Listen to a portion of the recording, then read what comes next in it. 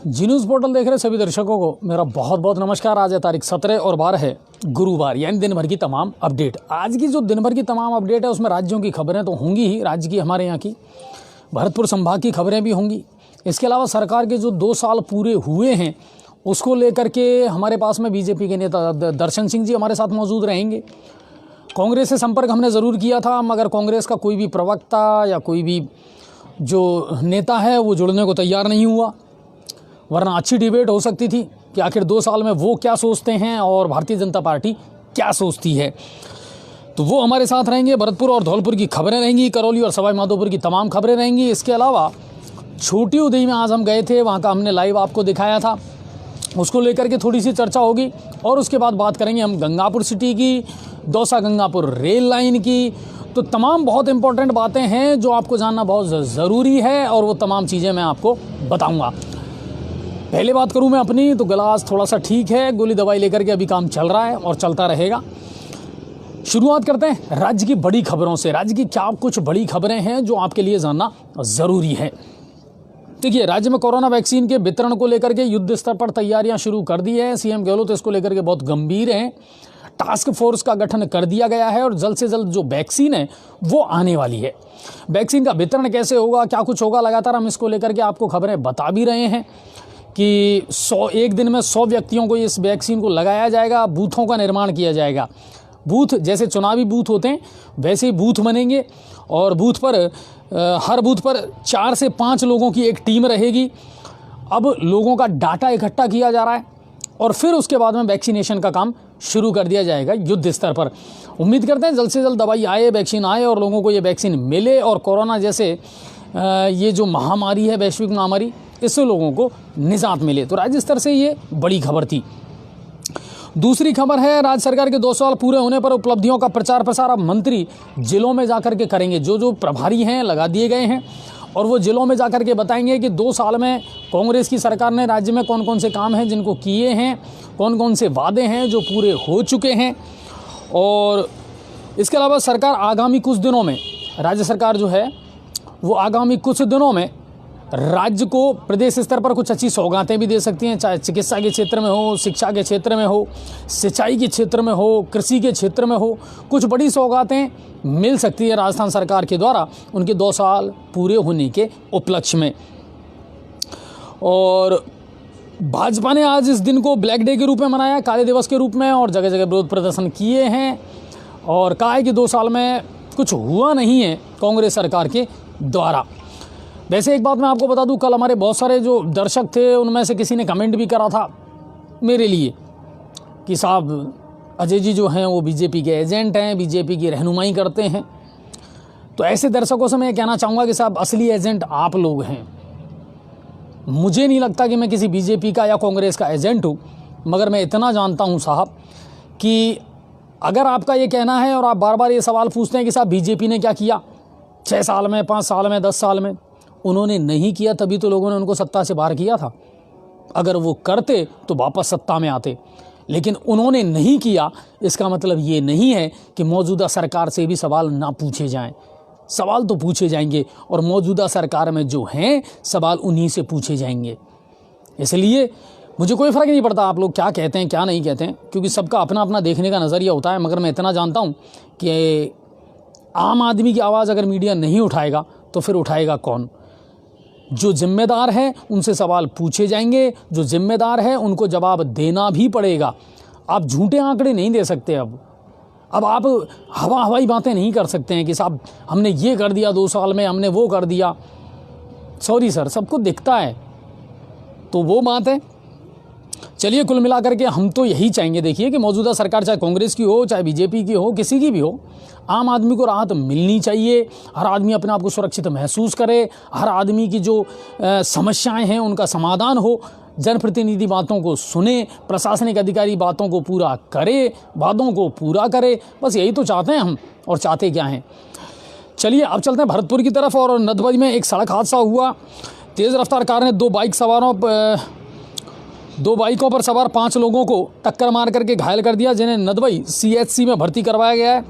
और जनूथर मार्ग पर लुहासा गांव के पास में ये घटना घटित हुई थी। इलाज जारी है, पुलिस मौके पर पहुंच चुकी है, पर्चा बयान दर्ज कर लिए गए हैं। भरतपुर से एक दिल दहलाने वाला वीडियो आज आया है साहब, और खूब वायरल हो रहा था वो सोशल साइट पर।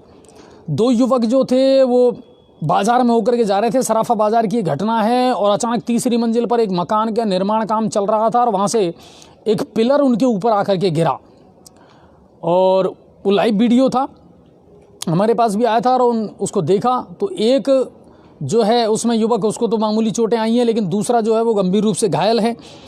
और इनमें एक तो सवील नाम का है और एक इरफान है, जो दोनों सराफा बाजार से जा रहे थे, और उस समय ये हादसा इनके साथ में घटित हुआ। मौत या हादसे पता नहीं कब कहाँ आपको चपेट में लेने पता भी नहीं चलता साहब। अचानक घटनाएं घटती हैं और जीवन की सूरत और सीरत बदल जाती है। एक और खबर भरतपुर से ही, गांव करीली में आपसी रंजिश में फायरिंग की घटना को अंजाम दिया गया। दो पक्षों में जम करके फायरिंग हुई और एक पक्ष ने फायरिंग की, तो फायरिंग में एक महिला इमरती देवी गंभीर रूप से घायल हो गई। पुलिस ने उसको अस्पताल में भर्ती करवाया है, और मामला पुराना किसी विवाद है उसको लेकर के ये चल रहा था, जिसको लेकर के इस फायरिंग की घटना को अंजाम दिया गया। अब चलते हैं धौलपुर की तरफ, और जिले के दिहोली थाना क्षेत्र के गांव बिनीतापुरा में बाइक पर सवार होकर के कुछ बदमाश आए और गांव में अंधाधुंध फायरिंग की। और इस फायरिंग में गेट पर खड़ी एक 15 वर्षीय बालिका के पेट में गोली लगी, और शिखा नाम की ये बालिका गंभीर रूप से घायल हो गई, जिसको तुरंत जिला अस्पताल के ट्रॉमा सेंटर में भर्ती करवाया गया। और पुलिस अब तेज़ी से दबिश दे रही है कि आखिर आरोपी थे कौन और बदमाशों ने इस घटना को कैसे अंजाम दिया, तो उसको लेकर के अब दबिश दी जा रही है, और जो अपराधी हैं उनकी तलाश में पुलिस जुट चुकी है। करौली की तरफ चलते हैं। करौली ज़िले में क्या कुछ घटनाक्रम है, तो संभागीय आयुक्त पीसी बोरवाल आज जिला कलेक्टर ऑफिस पहुंचे, वहां विकास योजनाओं को लेकर के समीक्षा बैठक की, जनसुनवाई की, समस्याओं के समाधान को लेकर के अधिकारियों से बातचीत की, और इस बात पर जोर दिया कि पोर्टल पर या कहीं भी अगर समस्याएं आती हैं, लोगों की ज्ञापन वगैरह आते हैं, तो इन पर जोर दिया जाए और इन समस्याओं का समाधान किया जाए, और ये ज़रूरी भी है। सवाई माधोपुर हमारे ज़िले, और हमारे ज़िले से सबसे इम्पोर्टेंट बात आई है मलारना डूंगर। अघोषित बिजली कटौती ने किसानों को इस समय दुखी कर रखा है। सेसा गांव के किसानों ने आज भाड़ौती जीएसएस पर प्रदर्शन किया, और 3 फेस बिजली जो किसानों को मिलती है सिंचाई के लिए, उसमें जो कटौती की जा रही है 6 घंटे 7 घंटे, तो कुल मिलाकर के मिल रही है, और उसको भी आप बार बार काट देते हो, तो किसान जो है वो सिंचाई नहीं कर पा रहा है साहब। पर्याप्त मात्रा में उसको बिजली नहीं मिल पा रही है। ऐसे में किसान के सामने समस्या है। सरसों और गेहूं की फसल में इन दिनों पानी लग रहा है, एक बात। दूसरी बात, आप रात में ओढ़ दे रहे हैं।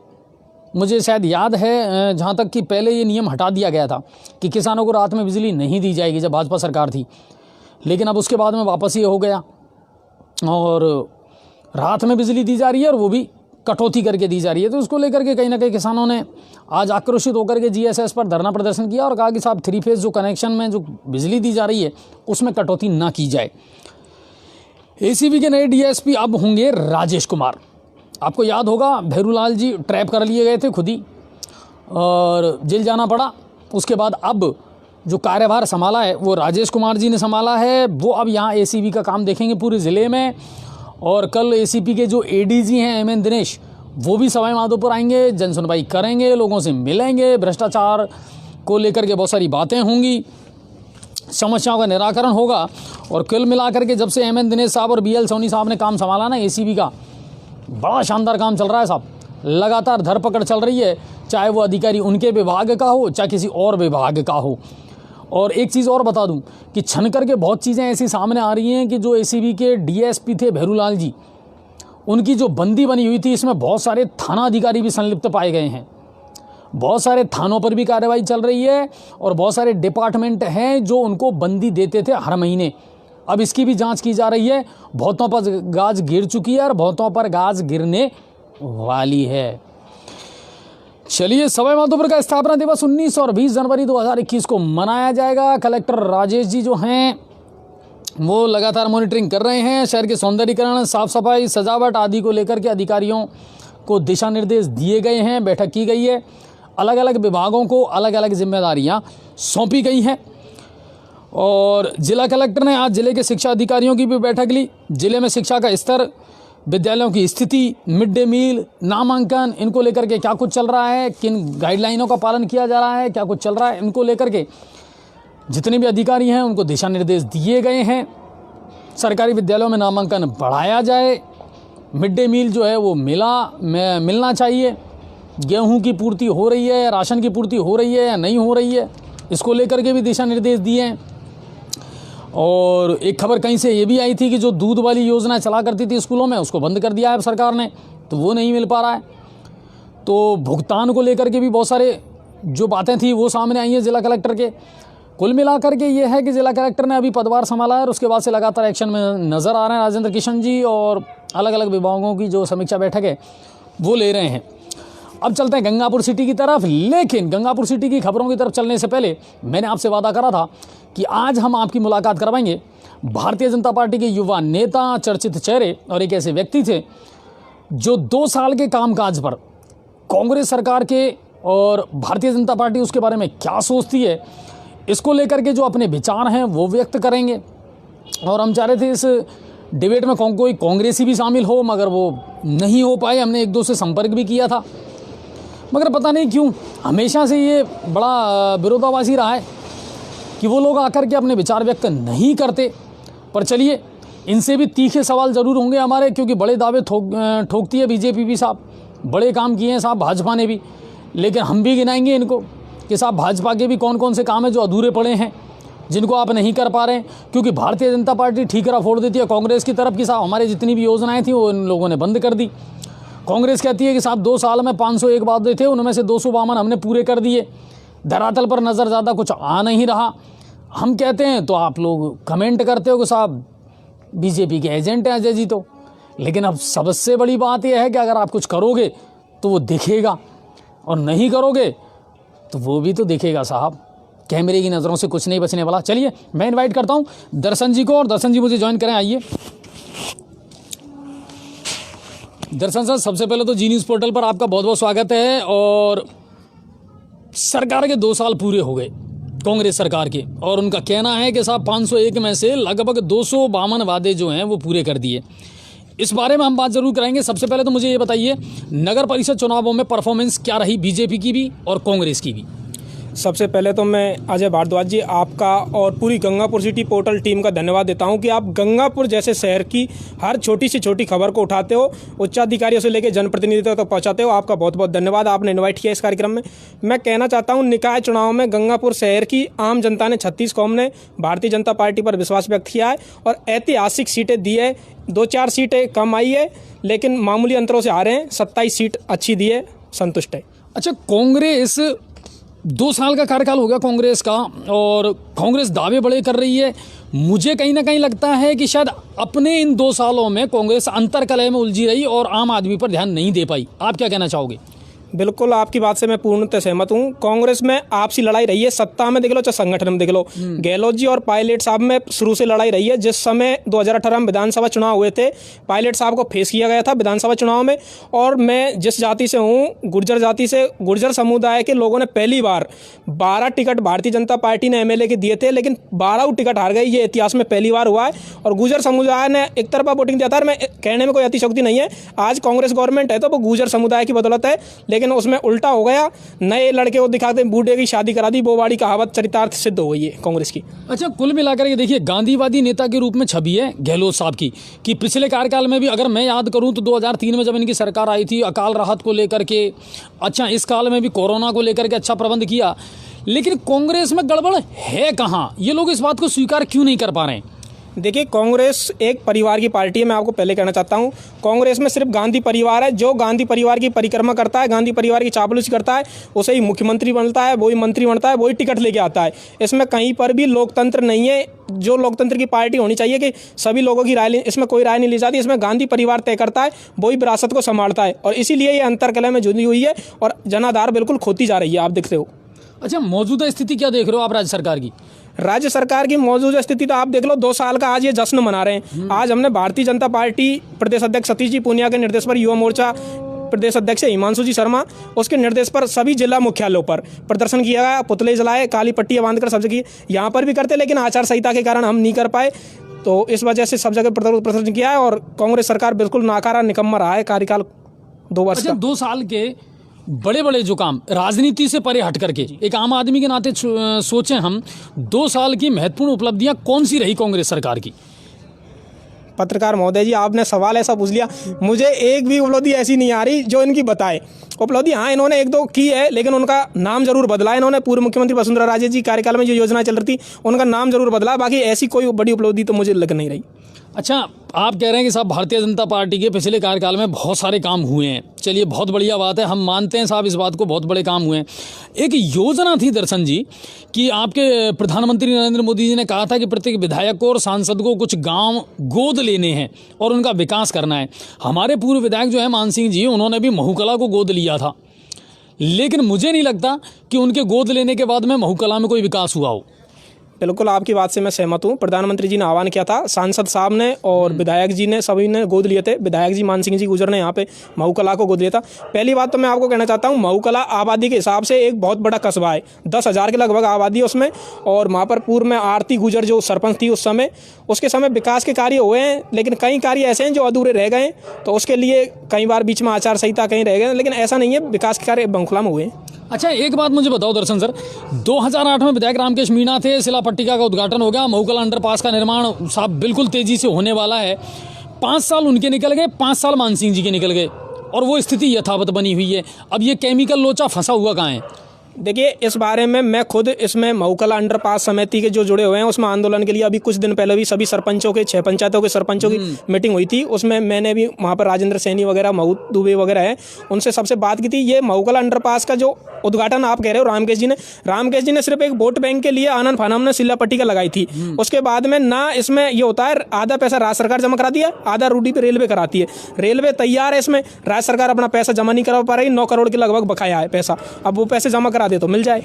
तो मान सिंह जी ने इसको लेकर के पहल नहीं किया अपने कार्यकाल में? अब मान सिंह जी ने प्रयास किए होंगे, उसके बारे में मुझे इतना अनुभव नहीं है, लेकिन अगर कांग्रेस ने जिस प्रकार से शिला पट्टिका लगाई और जिस प्रकार से उन्होंने उद्घाटन किया, अगर उस प्रकार से बजट लाने में अगर तीव्र गति करते तो शायद ये मामला सुलझ जाता। अच्छा, एक मामला है, मुझे अच्छी तरीके से याद है, मैंने खुद ने उस न्यूज़ को कवर किया था। डिप्शा के पास में एक बहुत शानदार खेल स्टेडियम का उद्घाटन किया था, आपके जो मंत्री हैं उन्होंने, राजपाल जी शेखावत जी ने, और उसके बाद में अब वो कहाँ है वो खेल स्टेडियम? देखिए, भारतीय जनता योजना गई कहाँ? मैं आपसे यही कहना चाह रहा हूँ, भारतीय जनता पार्टी के शासन में पूर्व मुख्यमंत्री वसुंधरा राजे जी कार्यकाल में मान सिंह जी एमएलए थे, सांसद जौनप्रिया जी थे, उनके कार्यकाल में कई विकास की योजना आई है। लेकिन जैसे ही अब सत्ता बदलती है, अधिकारी बदल जाते हैं, उस हिसाब से धरातल पर नहीं हो, उसका काम बाउंड्री लगभग शायद मेरे हिसाब से पूरी हो चुकी है बाउंड्री काम, लेकिन उसके जो मतलब बजट आया, बजट के हिसाब से जो लाभ मिलना चाहिए युवाओं को खेल का, स्टेडियम खेल प्रेमी, वो नहीं मिल पाया। इसका हमें भी दुख है। और ये जैसे जी 2 काम है बड़े, सीवरेज का और अमृत योजना का काम, कांग्रेस सरकार कहती है कि कहीं ना कहीं ये गले की फांस बन गया शहर के लिए। क्या वाकई में ये घटिया योजना थी या इनको जल्दी तरीके से लाया गया गंगापुर शहर में, अभी शहर इसके लिए तैयार नहीं था? देखिए, सीवरेज योजना और अमृत योजना ये केंद्र सरकार की योजना है, और मैं माननीय सांसद साहब जौनप्रिया जी को धन्यवाद दूंगा कि पिछले कार्यकाल में उनके में सवाई माधोपुर, गंगापुर सिटी और टोंक तीनों जिलों में 200 करोड़ रुपए, 600 करोड़ रुपए इस योजना में आए थे।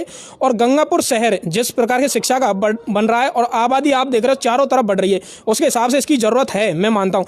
अब ज़रूरत है, उसमें क्रियान्वित नगर परिषद करती है। सांसद साहब ने प्रोजेक्ट बड़ा ला के बजट दे दिया, नगर परिषद करती है, नगर परिषद में अधिकारी बैठते हैं। 2 साल से जैसे ही गवर्नमेंट बदली है, अधिकारी बदले, नगर परिषद में चेयरमैन भाजपा का संगीता जी बोरा थे, रामकेश जी मीणा सरकार में कांग्रेस में आ गए। इनकी आपसी राजनीति में टसल रहती है, उस हिसाब से योजना की सही तरह से क्रियान्वित अधिकारियों पर नहीं हो पाती है। अगर इसकी मॉनिटरिंग हो, बहुत अच्छी योजना है। मैं समझता हूँ, मैं सभी भाइयों से, शहरवासियों से भी हाथ जोड़ के अपील करता हूँ, अमृत योजना मोदी जी की बहुत अच्छी योजना है। इसमें अभी परेशानी जरूर होगी, लेकिन आगे भविष्य के लिए सुखद और अच्छे परिणाम इसके आएंगे। अच्छा दर्शन सर, एक बात बताइए, आप भी किसान फैमिली से आते हैं, मैं भी किसान फैमिली से आता हूँ, और किसान आंदोलनों को लेकर के वो बहुत ज़्यादा हो हल्ला चल रहा है, और लगातार दर्शक भी हमसे ये कहते हैं कि सर किसान आंदोलनों पर क्यों नहीं बोला जाता। क्या वाकई में इन कानूनों में खामी है या कहीं ना कहीं कुछ गड़बड़ है, या समझ नहीं पा रहे हैं लोग? देखिए पत्रकार महोदय जी, आपने बहुत अच्छा प्रश्न पूछा है। मैं एक किसान का बेटा हूँ, किसान के घर में मैंने जन्म लिया है। राजनीति अलग चीज़ होती है। सबसे पहले मैं एक किसान हूँ, किसान के नाते मैं इसमें, कई लोग सोचेंगे ये भारतीय जनता पार्टी का है, भारतीय जनता पार्टी की बड़ाई करेगा, लेकिन मैं आपसे कहना चाहता हूँ मोदी जी जो अध्यादेश कानून लेके आए बहुत ही ऐतिहासिक कानून है, इसको लोग बाग समझ नहीं पा रहे हैं। कांग्रेस और कुछ वामपंथी दल है जो पंजाब में, आप देखिए पंजाब के अलावा आंदोलन सक्सेस क्यों नहीं हो रहा। पंजाब के आंदोलन कर रहे हैं, पंजाब में कांग्रेस की सरकार है, पंजाब के किसान ही क्यों बैठ रहे हैं। और मैं तो ये कहता हूँ आज किसान है, हमारे पिताजी भी किसान है, बाजार में आने को उनको टाइम नहीं है मोटरसाइकिल लेके आने के, ये सूट बूट में सफारी गाड़ियों में से उतर रहे हैं, वहाँ पर खाना खा रहे हैं। किसान की हालत ये है, आप जाके देखो खेतों में पानी मोड़ रहे हैं, टपरी बांध के घरों में सो रहे हैं। उनको असली किसान वो है, उनको टाइम ही नहीं मिल रहा है। हमारे पिताजी को, हम ये रबी की फसल रहती है 2-2 महीने हो जाते हैं मिले हुए, आते नहीं है, बाजार ही नहीं आते। तो ये जो राजनीति कर रही है कांग्रेस, अध्यादेश मोदी जी लेके आए, इसमें एक आप यहाँ पे गंगापुर सिटी में कोई फसल हुई, अपने गंगापुर सिटी में बाजरा का उत्पादन हुआ, बाजरा में गंगापुर सिटी की पुरानी अनाज मंडी में रेट मिल रही है 1500। अगर किसान मैं चाहता हूँ कि मैं यूपी में बेचूँ और वहाँ पर रेट मिल रही है मुझे 2100, तो इसमें भाई किसान को नुकसान है, फायदा हुआ ना किसान को। लेकिन कांग्रेस एक तरह से गुमराह कर रही है कि इसको अडानी खरीद लेगा, अंबानी खरीद। अडानी अंबानी की जो आप बात कर रहे हो, अडानी अंबानी तो आज भी इतने समर्थ है कि वो पूरे देश के किसानों का धान खरीद सकते हो, खाद्य सामग्री खरीद सकते हैं, स्टॉक कर सकते हैं। तो कुप्रचार जो कर रही है कांग्रेस वो कर रही है, ऐसा इसमें नहीं है। मोदी जी ने ऐतिहासिक फैसला लिया है कि बीच में जो आड़तीर दलाल होते हैं, आज मंडियों में हम आते हैं माल बेचने के लिए, दलाल आ जाता है, भैया आप मोतीपुरा से आए हो, इतनी फसल है, इतना दे दो, ये फलाने फर्म पे बिकवा दो। अब हम जब संतुष्टि नहीं है आड़तीर से, हम डायरेक्ट सरकारी समर्थन मूल्य खत्म थोड़ी कर रही है राज्य सरकार, केंद्र सरकार समर्थन मूल्य थोड़ी कर रही है। एमएसपी आप देख लो राज्य सरकार की तुलना में सबसे ज्यादा मोदी जी ने बढ़ाया है। तो ये तो राजनीतिक एजेंडा है जो कांग्रेस पंजाब में कर रही है। राजस्थान के किसान क्यों नहीं आंदोलन कर रहे, गंगापुर के क्यों नहीं कर रहे। अच्छा, एक चीज़ और है दर्शन जी कि कुछ चीज़ें और निकल करके आती हैं कि जैसे आप कह रहे हो राजस्थान सरकार की या केंद्र सरकार की बहुत सारी योजनाएं ऐसी हैं, अगर कई बार आपको भी लगता है ऐसा कि जब राज्य में विपरीत सरकारें होती हैं तो फिर इसका नुकसान आम जनता को उठाना पड़ता है। बिल्कुल, मैं आपकी बात से पूर्णतः सहमत हूँ और ये मैंने देखा भी है। मुझे राजनीति का इतना अनुभव नहीं है, 6 साल से मैं राजनीति में हूँ, कॉलेज राजनीति के बाद में, लेकिन मैंने ये देखा पिछले कार्यकाल में जब टोंक सवाई माधोपुर से सांसद जौनापुरिया जी थे, वर्तमान यहाँ पर मान सिंह जी एमएलए थे, मुख्यमंत्री वसुंधरा थी, सेंटर से लेकर राज्य में जो गवर्नमेंट थी एक पहिया होता है, पहिया एक गति से चलता रहता है। होता क्या है, अब कांग्रेस की गवर्नमेंट बदली 2 साल से, काम अधूरे उड़ जाए। हर बड़ी योजना में ऐसा होता है, ज़्यादातर में 60% पैसा केंद्र सरकार का होता है, 40% राज्य सरकार का होता है।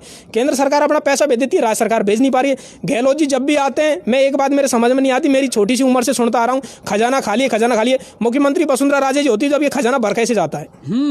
एक तो ये सबसे बड़ी समस्या है साहब कि जब भी कांग्रेस सरकार सत्ता संभालती है वो सबसे पहला एलिगेशन ये लगाती है कि साहब हमें खजाना खाली मिला और कर्जा मिला। अच्छा, एक चीज़ और दर्शन सर, जो सबसे बड़ा इल्ज़ाम है और वो लगता है सांसद सुखवीर सिंह जौनपुरिया पर कि साहब टोंक वाला जो क्षेत्र है ना उस पर तो बड़ी बराह मेहरबानी करते हैं हमारे सांसद साहब, लेकिन सवाई माधोपुर और गंगापुर सिटी पर उनका उतना ध्यान नहीं है। लोगों को ना तो उतना वक्त देते हैं, ना यहाँ के इतने दौरे करते हैं, ना यहाँ के लिए कोई योजना लाते हैं। देखिए, आपने जो प्रश्न पूछा है इसका मैं जवाब ये देना चाहता हूँ। टोंक सवाई माधोपुर दोनों जिलों संसदीय क्षेत्र में आते हैं, सांसद साहब के में, सुखवीर सिंह जौनपुरिया जी के में, और पिछले 2014 से लेकर अब तक मैं उनके साथ जुड़ा रहा हूँ, लगातार उनके कामों की मॉनिटरिंग कर रहा हूँ। यहाँ पर सांसद साहब यहाँ पर हर कार्यक्रम में जो भी लोग बाग, किसी भी सरकारी कार्यक्रम हो या सामाजिक कार्यक्रम हो, लोग बाग बुलाते हैं, आते हैं। पिछली बार 5 साल में यहाँ पर मान सिंह जी एमएलए थे, संगीता जी बोरा चेयरमैन थी। ज़्यादातर उद्घाटन ये होता है, बड़ा क्षेत्र होने के कारण सांसद साहब हर कार्यक्रम में नहीं पहुँच पाते, मैं मानता हूँ इस बात को। एमएलए साहब और चेयरमैन साहब ने उद्घाटन किया, अब भी जब भी लोग बाग बुलाते हैं, याद करते हैं, आते हैं। अच्छा, 2 साल में कांग्रेस सरकार का पहला दावा यह है कि साहब आते ही 10 मिनट के अंदर 10 दिन में कर्जा माफ़ कर दिया किसानों का। कितनी सच्चाई है ये? तो साहब राहुल गांधी है, राहुल गांधी को पप्पू यूं ही नहीं कहती दुनिया। अब वो पप्पू को ये पूछे, गिनती गणा रहा, 1 2 3 4 5 6 7 8 9 10 हो गए भैया, 10 महीने हो गए, 10 साल हो जाएगी, लेकिन मुझे तो लगता नहीं। मैं भी एक किसान परिवार से हूँ। हर किसान परिवार की एक केसीसी होती है, किसान क्रेडिट योजना, मैं आपको बताना चाहता हूँ। और जो आज कांग्रेस के लोग कर रहे हैं कि हम किसानों के साथ हैं, ये साथ है, घड़ियाली आंसू जो बहा रहे हैं। 60 साल से अजय जी कांग्रेस की सरकार रही, सत्ता में रही, पावर में रही, राज्य में रही।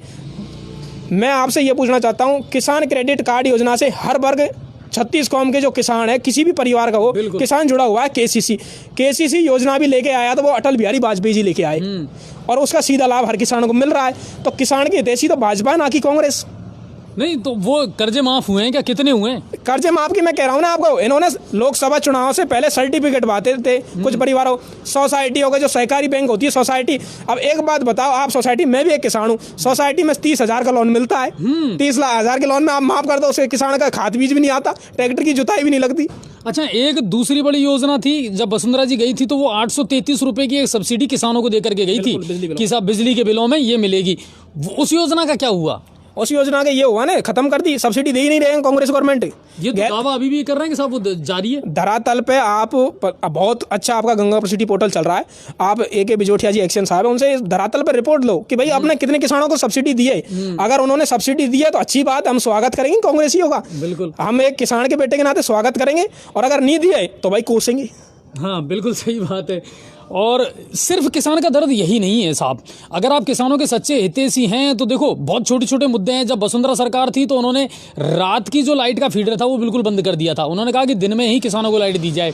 अब यहाँ किसानों को रात में लाइट दी जा रही है, फीडर बना दिए गए हैं, कर्जे का रोना रोते हैं, और फिर आप लोग कहते हैं कि साहब आप बीजेपी की तारीफ कर रहे हैं, कांग्रेस की नहीं कर रहे।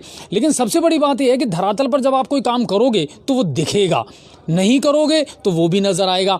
अच्छा, आने वाले दिनों में अब क्या लगता है कि केंद्र लेवल पर या राज्य के लेवल पर क्या कुछ उथल पुथल होने वाली है? क्योंकि सियासी गलियारों में ये भी सत्ता है कि ये समाचार है कि साहब ये सरकार अब वैसे ज़्यादा टिकने वाली है नहीं, उथल पुथल चल तो रही है। देखिए पत्रकार महोदय जी, आपने जो सवाल पूछा है ये इनके अंतर कलह की लड़ाई है, घर की लड़ाई है, सचिन पायलट जी और गहलोत जी की लड़ाई है, और पहले भी बीच में हुआ था सरकार।